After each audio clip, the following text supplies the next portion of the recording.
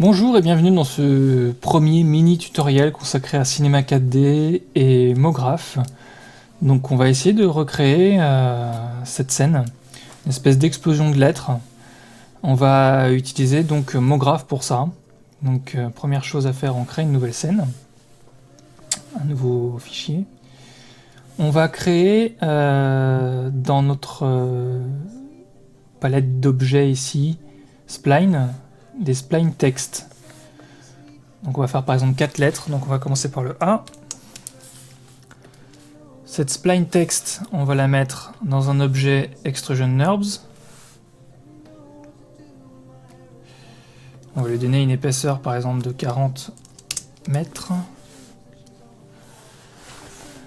Cet objet, on va le dupliquer 3 fois pour faire nos 4 lettres. On va faire notre D. On a notre C, notre B et notre A au départ. Ces 4 objets, on va les glisser dans un objet MoGraph cloner.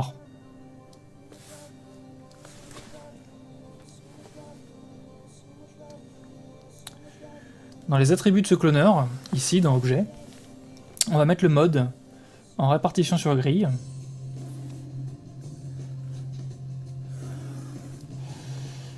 Une quantité de 10 par 10 par 10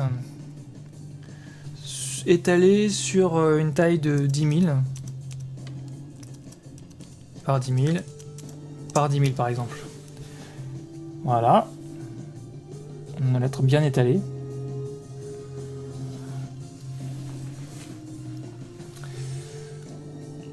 On a déjà un effet de dispersion des lettres.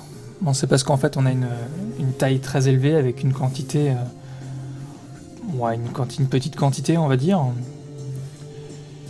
Et il va falloir rajouter maintenant un effecteur en fait randomisation pour rendre tout ça un peu dynamique. Donc on vérifie que dans notre objet cloner effecteur on a bien notre effecteur randomisation qui est ici, sinon on le glisse dedans comme ça. Et dans les propriétés de notre effecteur, on va dans Paramètres, Transformation. On va lui dire qu'il doit agir sur la position. Donc on va les mettre 1000 par exemple. Donc il nous fait une randomisation sur les déplacements. On va lui dire sur l'échelle aussi. Alors on va cocher échelle uniforme pour éviter qu'il nous déforme la lettre. Que ce soit une échelle homothétique, on va mettre 1 par exemple.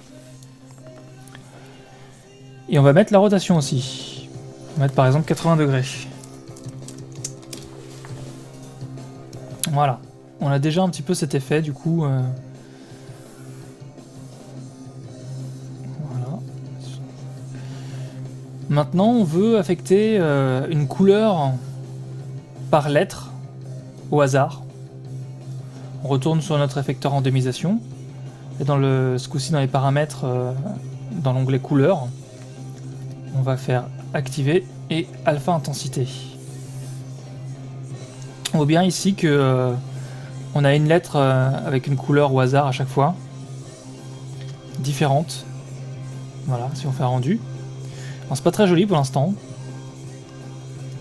Donc on va aller dans notre préférence de rendu. On va ajouter ici une émulation globale, une occlusion ambiante par exemple. Ici on va la mettre à gris pour pas que ce soit trop fort, gris moyen. Dans notre sortie on va mettre en 800 par 600 par exemple. Anti-aliasing on va mettre au mieux, mais seulement en 2 par 2. On va ajouter un ciel, sinon on va avoir tout noir dans le rendu. Si je fais mon rendu,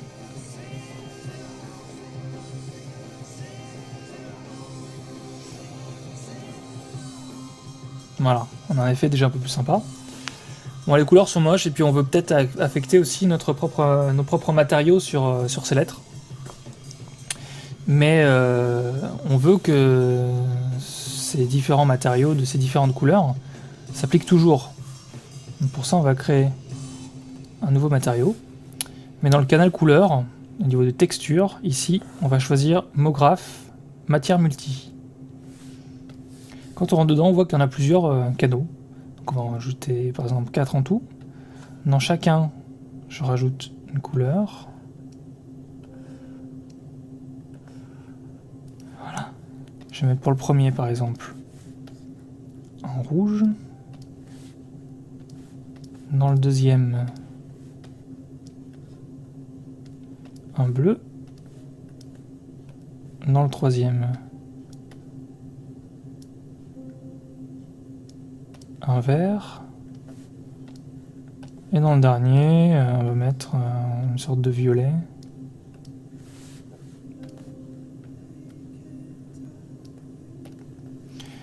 Rose-violet. Voilà. Donc dans cette texture multi-MoGraph, on a ces 4 couleurs-là. Donc on va rajouter par exemple une petite réflexion avec un Fresnel dans le canal texture. Seulement à 10.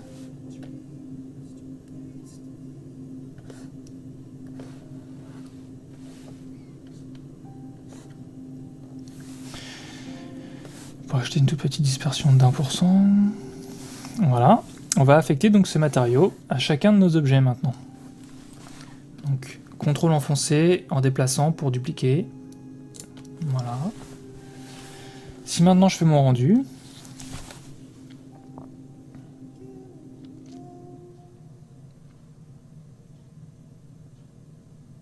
qui est forcément un peu plus long que tout au début.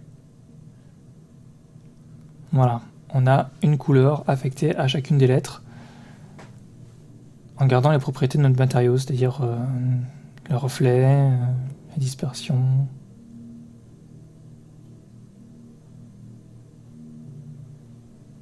On aurait pu rajouter un canal bump, un relief. Par contre, on n'a pas cet effet de profondeur de champ et on a un fond tout gris, qui est le fond de notre ciel en fait.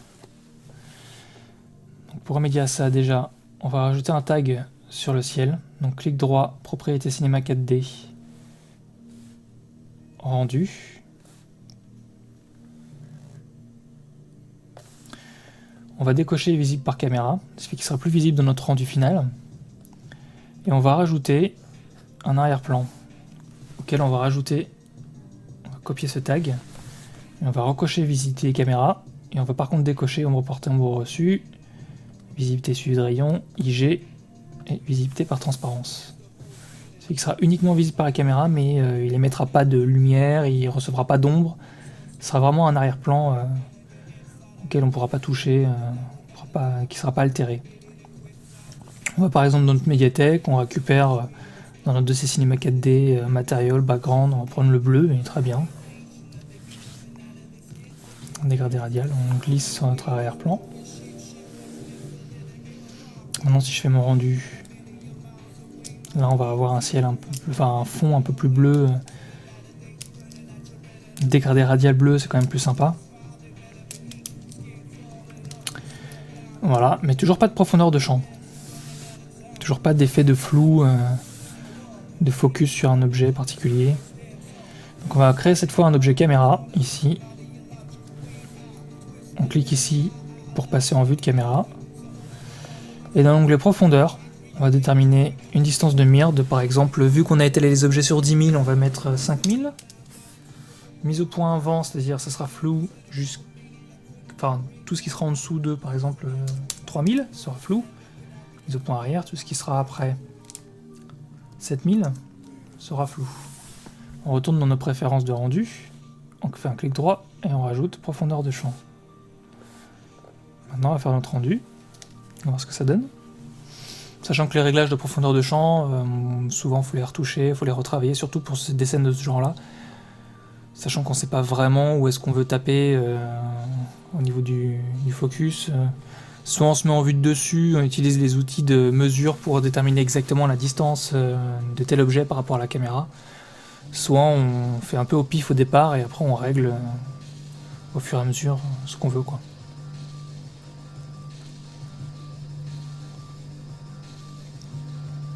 On va voir de suite ce que ça donne.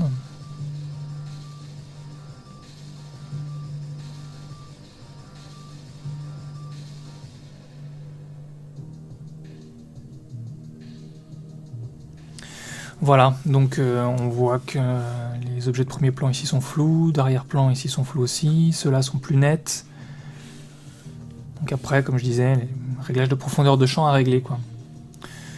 Voilà, c'était un mini tuto consacré à Cinema 4D et Mograph.